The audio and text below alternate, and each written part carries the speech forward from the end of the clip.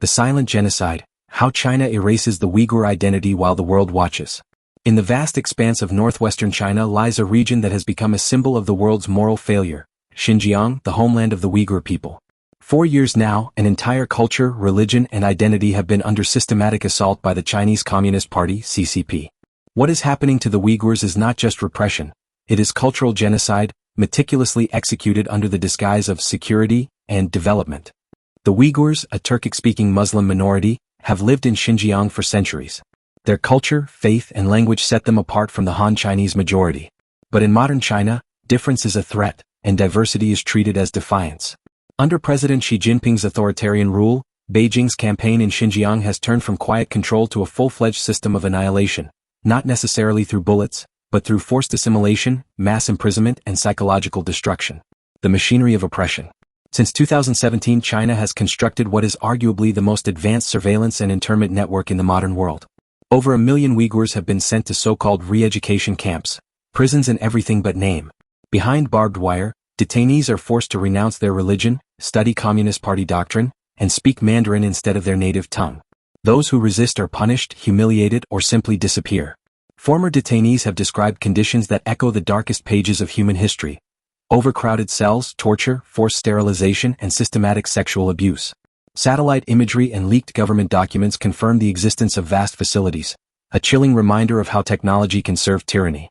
Every mosque torn down, every Uyghur child separated from their parents and placed in state schools, is another step in erasing a people's soul. Cultural erasure disguised as progress. Beijing calls this a fight against extremism. In reality, it is a war on identity. Islamic faith, Uyghur names, traditional clothing, and even fasting during Ramadan have been outlawed or restricted. Whole neighborhoods have been bulldozed, and the ancient city of Kashgar, once a vibrant cultural and spiritual center, has been reconstructed into a sanitized tourist attraction, stripped of its history. This is cultural genocide, engineered to destroy a people not by death alone, but by erasing their memory. When a child no longer knows the language of their ancestors, when a people are forbidden from worshipping freely, the genocide has already succeeded. The global silence. Perhaps even more disturbing than China's brutality is the world's silence. Global corporations continue to profit from forced Uyghur labor in the supply chains of clothes, electronics, and solar panels. Western governments issue statements but rarely take action. Muslim-majority nations, bound by economic dependency on Beijing, avert their eyes and praise China's development programs. Where are the voices that once shouted, "Never again"? Where are the defenders of human rights now that an entire Muslim people is being crushed under a totalitarian state's boots? Silence once again becomes complicity, responsibility, and cowardice. China's government justifies its repression by portraying the Uyghurs as terrorists, a tactic designed to dehumanize them and rationalize control. But terrorism is not a culture. Islam is not extremism. What is truly extreme is forcing women to undergo sterilization against their will. What is truly radical is separating children from their families in the name of patriotism.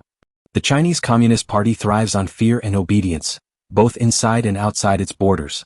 And the world, driven by economic greed, plays along. Politicians who preach freedom at home refuse to challenge Beijing abroad. Tech companies that claim to stand for ethics remain silent while their products enable mass surveillance in Xinjiang. The people's right to exist. The Uyghurs deserve more than pity. They deserve freedom. They have the right to live according to their faith, to speak their language, to pass their traditions to their children, and to walk their land without being watched by a camera on every corner. No government, no superpower, has the moral authority to erase an entire people for the sake of political control. History will remember. When history is written, it will not only record China's crimes. It will also remember those who watched and said nothing. Every silent government, every indifferent citizen, every company that valued profit over principle, they will share the burden of this shame.